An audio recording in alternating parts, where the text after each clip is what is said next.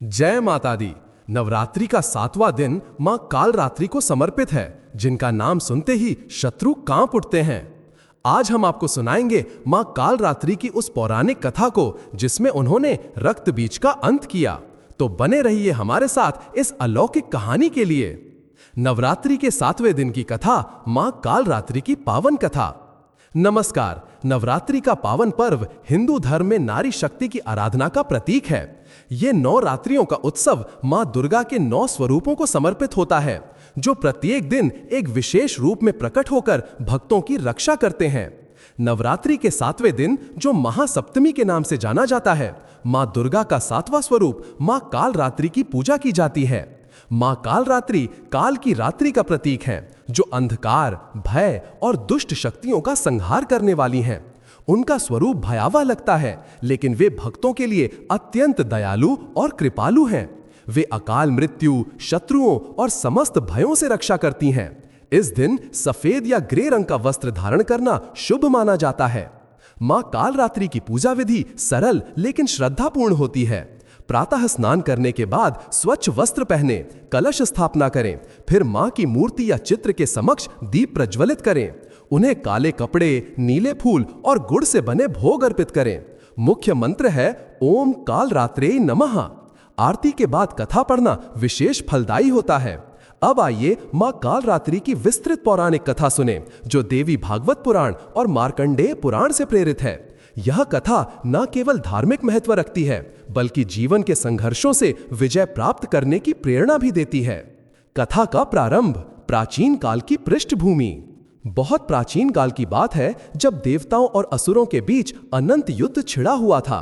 स्वर्ग लोक में इंद्रदेव के नेतृत्व में देवगण सुखी जीवन व्यतीत कर रहे थे, लेकिन पाताल लोक से एक भयंकर असुर उभरा, जिसका नाम था रक्त बीज। रक्त बीज कोई साधारण राक्षस नहीं था, वो ब्रह्मा जी के वरदान से अभिमत था। कथा के अनुसार रक्त बीज ने कठोर तपस्या की थी। उसने ब्रह्मा जी से वरदान मांगा कि यदि उसके शरीर से एक बूंद रक्त गिरे तो उससे लाखों राक्षस उत्पन्न हो जाएं, जो उतने ही शक्तिशाली हों जितना वो स्वयं। ब्रह्मा जी ने प्रसन्न होकर यह वरदान दे दिया। इस वरदान से रक्त बीज अजेय हो गया। वो युद्ध में जितना अधिक घायल होता, उतना ही अधिक शक्तिशाली हो जाता। उसके रक्त की प्रत्येक बूंद से नया रक्त बीज जन्म ले लेता। रक्त बीज ने देवताओं पर आक्रमण कर दिया। वो स्वर्ग लोक तक पहुंच गया और इंद्रदेव को पराजित करने के निकट आ गया। देवताओं ने भयभीत होकर भगवान विष्णु, शिव और ब्रह्मा की शरण ली, लेकिन कोई भी देवता रक्त बीज को मार नहीं पा रहा था। युद्ध के मैदान में रक्त बीज की सेना फैल गई। उसके सैनिक देवताओं के सैनिकों को चीरते हुए आगे बढ़ रहे थे। आकाश में बादल काले हो गए, धरती कांपने लगी। रक्त बीज की हंसी से पर्वत दरकने लगे। देवताओं ने देखा कि उनके योद्धा एक एक करके गिर रहे हैं। इंद्र का वज्र टूट रहा था, अग्निदेव की ज्वालाएं शांत हो रही थीं। इस संकट में सभी देवता एकत्र हुए। उन्होंने मिलकर एक दिव्य ज्योति उत्पन्न की, जो सीधे परम पिता ब्रह्मा के पास पहुंची। ब्रह्मा ने कहा, इस संकट का समाधान केवल शक्ति स्वरूपा मां दुर्गा ही कर सकती हैं। उसी समय देवताओं के समस्त तेज का संयोग हुआ। विष्णु का चक्र, शिव का त्रिशूल, इंद्र का वज्र, वायु का वेग, अग्नि की ज्वाला, सब मिलकर एक महान शक्ति बनी। वो शक्ति रूप धारण कर मां दुर्गा के रूप में प्रकट हुई। मां दुर्गा ने सिंह पर सवार होकर युद्ध भूमि में प्रवेश किया। उनकी 8 भुजाओं में विभिन्न अस्त्र थे। देवताओं ने उन्हें नमस्कार किया और रक्त बीज के संहार का भार सौंप दिया। मां दुर्गा ने युद्ध प्रारंभ किया, लेकिन रक्त बीज की शक्ति देखकर वे समझ गईं कि सामान्य युद्ध से ये असुर मारा नहीं जा सकता। उन्होंने अपनी सहायक शक्तियों को बुलाया, 9 दुर्गाओं को। इनमें से 7वां स्वरूप था मां कालरात्रि। मां कालरात्रि का जन्म रात्रि के अंधकार से हुआ।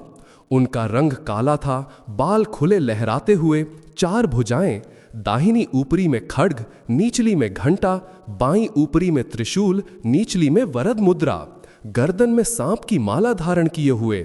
उनका स्वरूप इतना भयावह था कि देखने वाले कांप उठते, लेकिन उनके नेत्रों में दया का प्रकाश था। वे गरुड़ या गधे पर सवार होकर युद्ध में उतरी।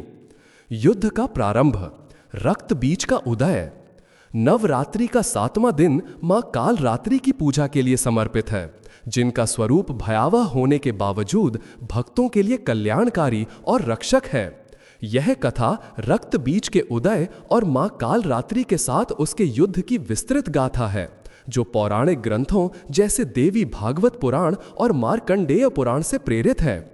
इस खंड में हम रक्त बीज के उदय और उस युद्ध की शुरुआत का वर्णन करेंगे, जो मां कालरात्रि की शक्ति और दृढ़ता को दर्शाता है। यह कथा लगभग 5000 शब्दों में प्रस्तुत की जाएगी, जिसमें युद्ध की पृष्ठभूमि, रक्त बीज की उत्पत्ति और मां कालरात्रि के युद्ध प्रारंभ की विस्तृत घटनाएं शामिल हैं। प्राचीन काल की पृष्ठभूमि। प्राचीन काल में जब सृष्टि अपनी प्रारंभिक अवस्था में थी, स्वर्ग लोक और पाताल लोक के बीच संतुलन बना हुआ था।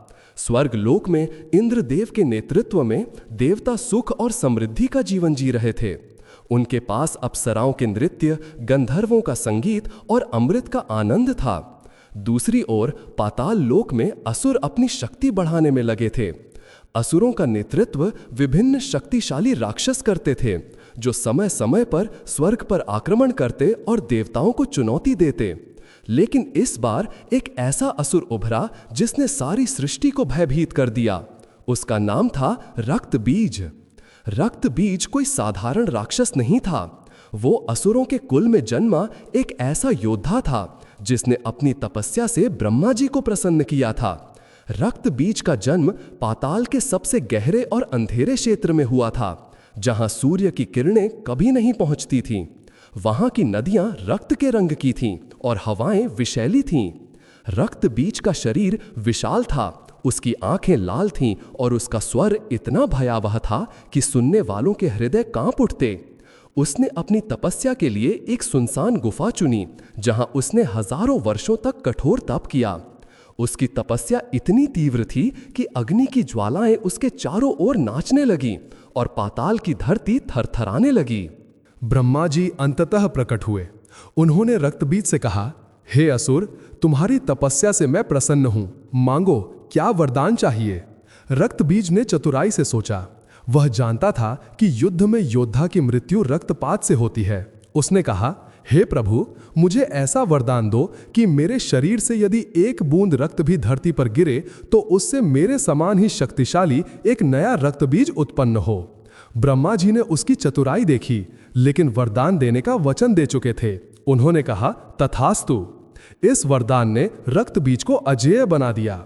अब वह युद्ध में जितना अधिक घायल होता, उतना ही अधिक शक्तिशाली हो जाता, क्योंकि उसका रक्त नई सेना उत्पन्न करता। रक्त बीज का आतंक। वरदान प्राप्त करने के बाद रक्त बीज की महत्वाकांक्षा बढ़ गई। उसने पाताल लोक में अपनी सेना संगठित की। असुरों की एक विशाल सेना थी, जिसमें चंड, मुंड, धूम्राक्ष, दुर्मुख जैसे भयानक राक्षस शामिल थे। रक्त बीज ने अपने भाइयों शुंभ और निशुंभ को भी बुलाया। शुंभ एक कुशल रणनीतिकार था जो युद्ध की योजना बनाता, जबकि निशुंभ एक क्रूर योद्धा था जिसके धनुष से निकले तीर पर्वतों को चूर कर देते। रक्त बीज ने अपने सैनिकों को एकत्र किया और स्वर्ग लोक पर आक्रमण की योजना बनाई। स्वर्ग लोक में इंद्रदेव को रक्त बीज के आगमन की सूचना मिली। उन्होंने अपनी सेना को तैयार किया। वज्र, अग्नि, वायु और अन्य देवताओं ने युद्ध के लिए कमर कसी, लेकिन रक्त बीज की सेना सामान्य नहीं थी। जैसे ही युद्ध शुरू हुआ, रक्त बीज मैदान में उतरा। इंद्र ने अपने वज्र से प्रहार किया। वज्र रक्त बीज के कवच से टकराया और उसका रक्त बह निकला। लेकिन जैसे ही रक्त की बूंदें धरती पर गिरीं, प्रत्येक बूंद से एक नया रक्त बीज उत्पन्न हो गया। ये नए रक्त बीज उतने ही शक्तिशाली थे और वे तुरंत युद्ध में कूद पड़े। देवताओं की सेना भयभीत हो गई। एक रक्त बीज को मारने का अर्थ था हजारों नए रक्त बीज का जन्म। इंद्र का वज्र बेकार हो गया।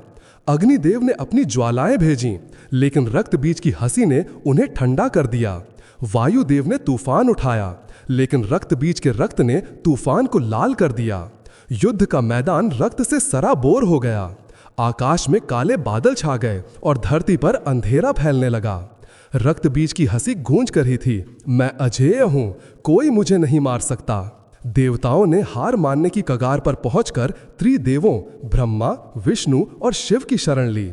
त्रिदेवों ने एकत्र होकर विचार किया। विष्णु ने कहा, यह असुर साधारण शक्ति से नहीं मरेगा, हमें मां दुर्गा की शरण लेनी होगी। शिव ने सहमति दी। मां की शक्ति ही इस अंधकार को मिटा सकती है। ब्रह्मा ने सुझाव दिया, हमें अपनी समस्त शक्तियों को एकत्र करना होगा।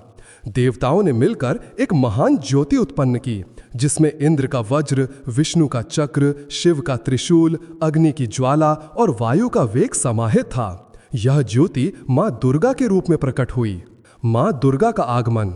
मां दुर्गा सिंह पर सवार होकर युद्ध भूमि में उतरी। उनकी 8 भुजाओं में विभिन्न शस्त्र चमक रहे थे, चक्र, त्रिशूल, खड्ग, धनुष, गदा और कमल। उनका तेज सूर्य के समान था और उनकी आंखों में करुणा के साथ साथ क्रोध भी था। रक्त बीज ने मां को देखा और हंसा, यह नारी मुझे हराएगी, मैं अजेय हूं। मां ने शांत स्वर में कहा, हे रक्त बीज, तेरा अंत निश्चित है, मेरे सामने काल भी कांपता है। युद्ध शुरू हुआ। मां दुर्गा ने अपने चक्र से प्रहार किया। चक्र ने रक्त बीज की छाती को भेद दिया, लेकिन रक्त की बूंदें गिरते ही नए रक्त बीज उत्पन्न हो गए। मां ने त्रिशूल फेंका, खड्ग चलाया, लेकिन प्रत्येक प्रहार के साथ रक्त बीज की संख्या बढ़ती गई। युद्ध का मैदान रक्त बीजों से भर गया। प्रत्येक राक्षस मां पर टूट पड़ता। मां दुर्गा ने देखा कि यह युद्ध सामान्य शस्त्रों से नहीं जीता जा सकता। उन्होंने अपनी सहायक शक्तियों को बुलाया, 9 दुर्गाएं जो उनके 9 स्वरूप थीं। इनमें से 7वां स्वरूप था मां कालरात्रि। मां कालरात्रि का प्रकटीकरण। मां कालरात्रि का प्रकटीकरण युद्ध भूमि में एक अलौकिक घटना थी। रात्रि के गहन अंधकार से उनका जन्म हुआ। उनका रंग काला था, जैसे अमावस्या की रात। उनके बाल खुले और लहराते हुए थे, जैसे काले बादल। उनकी 4 भुजाएं थीं, दाहिनी ऊपरी में खड्ग, निचली में घंटा, बाईं ऊपरी में त्रिशूल और निचली में वरद मुद्रा। उनकी गर्दन में सांपों की माला थी जो फुफकार रहे थे। वे गरुड़ पर सवार थीं और कभी कभी गधे पर। उनका स्वरूप इतना भयावह था कि राक्षस कांप उठे, लेकिन उनके नेत्रों में भक्तों के लिए दया थी। मां कालरात्रि ने युद्ध भूमि में प्रवेश किया। उनका घंटा बजा और उसकी ध्वनि से रक्त बीज की सेना के कानों में सन्नाटा छा गया। रक्त बीज ने मां को देखकर कहा, तू कौन है काली रात्रि? तेरा यह अंधकार मेरा क्या बिगाड़ेगा? मां ने जवाब दिया, मैं काल की स्वामिनी हूं। तेरा रक्त मेरे मुंह में समाएगा और तेरा अंत मेरे हाथों होगा। युद्ध की शुरुआत।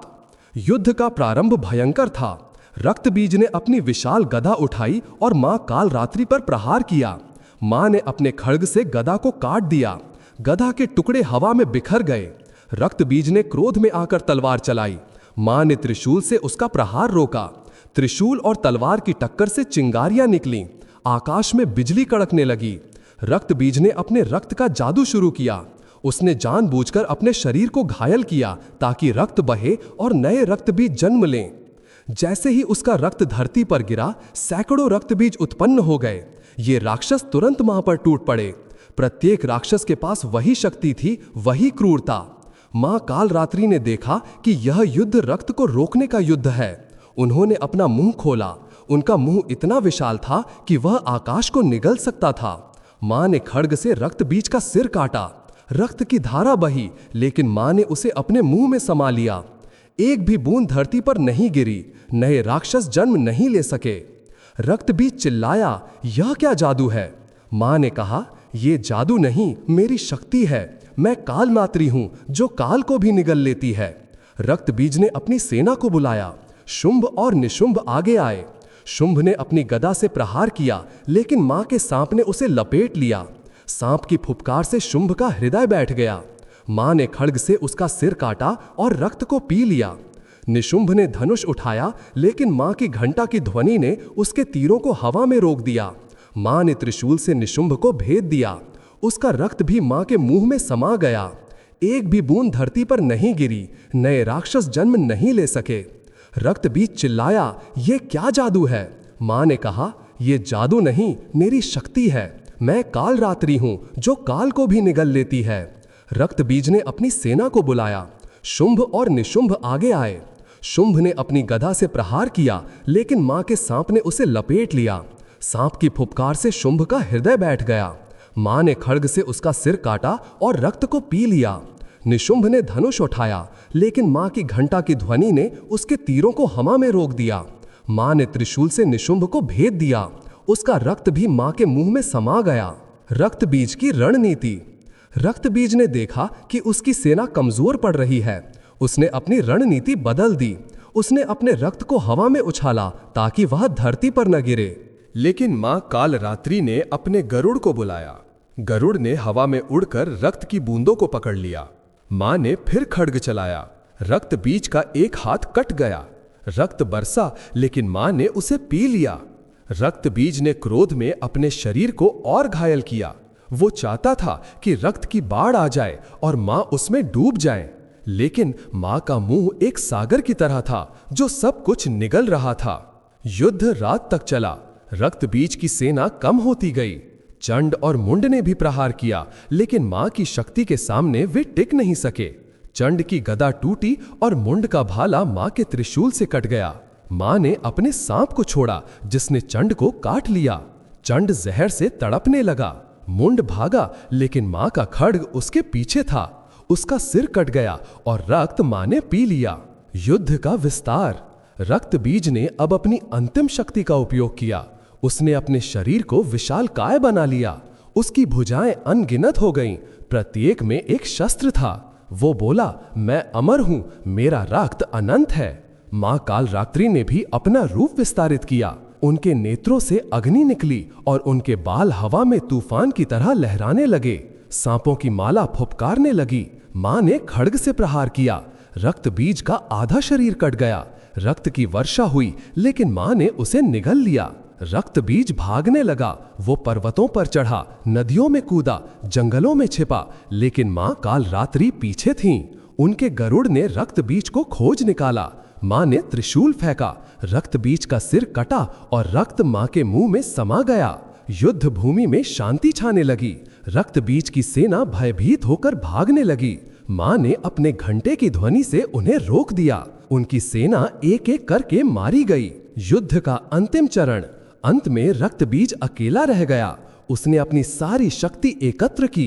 उसने अपने रक्त को आकाश में उछाला ताकि मां उसे न पी सकें, लेकिन मां ने अपने मुंह को और विस्तारित किया। उनका मुंह आकाश को छूने लगा। रक्त की प्रत्येक बूंद उनके मुंह में समा गई।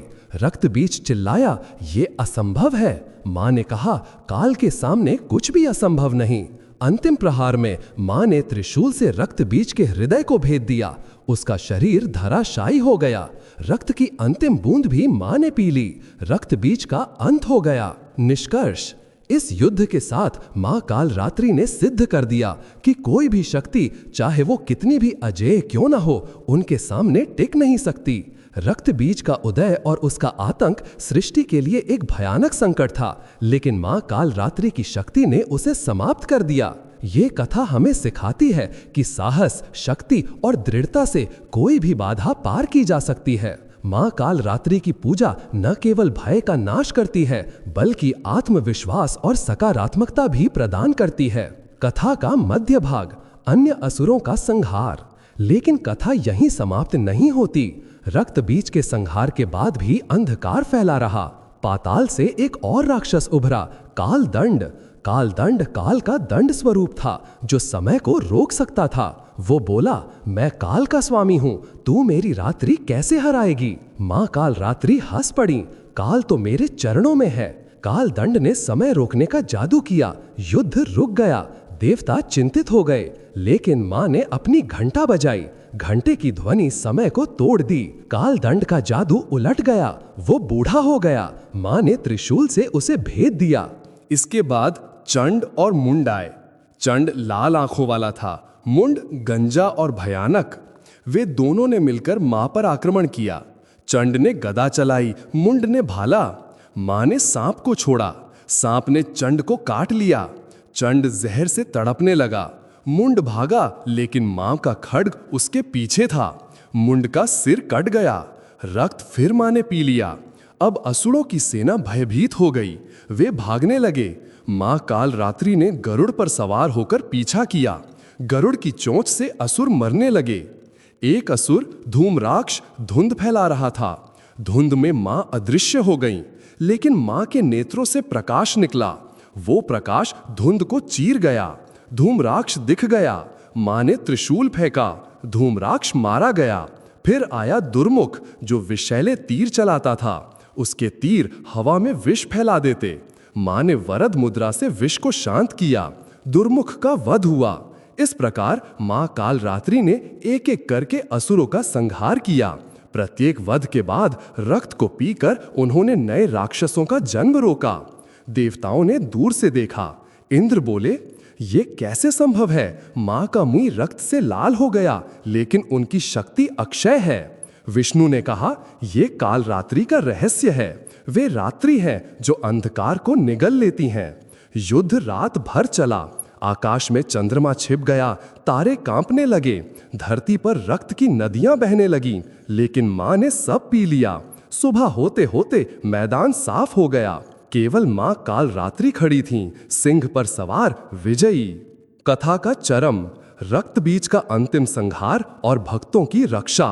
अब मुख्य युद्ध रक्त बीज से हुआ। रक्त बीज ने अपना अंतिम रूप धारण किया। वो विशाल काय हो गया। उसके शरीर से लाखों भुजाएं निकल आईं। प्रत्येक भुजा में शस्त्र थे। वो बोला, मैं अमर हूं, मेरा रक्त अनंत है। मां कालरात्रि ने अपना रूप विस्तारित किया। उनका मुंह आकाश छूने लगा। नेत्रों से अग्नि निकली। बाल हवा में उड़ने लगे। सांपों ने फुफकारना शुरू किया। रक्त बीज ने प्रहार किया। उसके शस्त्र मां के शरीर पर लगे, लेकिन घाव नहीं हुए। मां के शरीर से रक्त न निकला। मां ने खड्ग उठाया। एक प्रहार में रक्त बीज का आधा शरीर कट गया। रक्त की वर्षा होने लगी। मां ने मुंह फैलाया। वर्षा मुंह में समा गई। रक्त बीज चिल्लाया। वो भागा। मां पीछे गईं। पर्वतों पर, नदियों में, जंगलों में पीछा चला। रक्त बीज समुद्र में कूदा, लेकिन मां समुद्र को पी गईं। रक्त बीज आकाश में उड़ा, लेकिन मां की घंटा ने उसे खींच लिया। अंत में रक्त बीज थक गया। मां ने त्रिशूल से अंतिम प्रहार किया। सिर कटा, रक्त बहा और मां ने सब निगल लिया। कोई नया राक्षस न जन्मा। रक्त बीज का संपूर्ण संहार हो गया। इस विजय पर देवताओं ने मां की स्तुति की। जय कालरात्रि मां, तूने काल को जीत लिया। मां प्रसन्न हुई। उन्होंने वरदान दिया, जो भक्त मेरी पूजा करेगा उसे भय न होगा, अकाल मृत्यु न आएगी, शत्रु नष्ट होंगे। तब से नवरात्रि के 7वें दिन मां कालरात्रि की आराधना होती है। कथा का समापन, आधुनिक संदेश और महत्व। इस कथा से हमें सीख मिलती है कि अंधकार कितना भी घना हो, मां कालरात्रि की कृपा से प्रकाश अवश्य आता है। जीवन में आने वाले संकट जैसे शत्रु, भय या रोग मां की शरण में समाप्त हो जाते हैं। आज के युग में जब मानसिक तनाव और नकारात्मकता बढ़ रही है, मां कालरात्रि हमें साहस देती हैं। उनकी पूजा से पाप नष्ट होते हैं, सुख प्राप्त होता है। नवरात्रि के इस 7वें दिन मां कालरात्रि की कथा पढ़कर व्रत करें, गुड़ का भोग लगाएं, सफेद वस्त्र पहनें, मंत्र जपें। या देवी सर्वभूतेषु कालरात्रि रूपेण संस्थिता, नमस्तस्यै नमस्तस्यै नमो नमः। आरती गाएं। जय अम्बे कालरात्रि, जय जय महिषासुर मर्दिनी। कर में खड्ग खरगोश धर्मा, घरे श्याम श्याम तनी। भक्तों के दुख हरमा, शत्रु नाशक तू है। जय कालरात्रि माँ, जय जय दुर्गा बाई। तो दोस्तों, ये थी माँ कालरात्रि की पौराणिक कथा, जो हमें सिखाती है कि कोई भी बाधा कितनी बड़ी क्यों ना हो, माँ की कृपा से सब संभव है। अगर आपको ये कथा पसंद आई तो लाइक, शेयर और सब्सक्राइब करना ना भूलें। जय माता दी।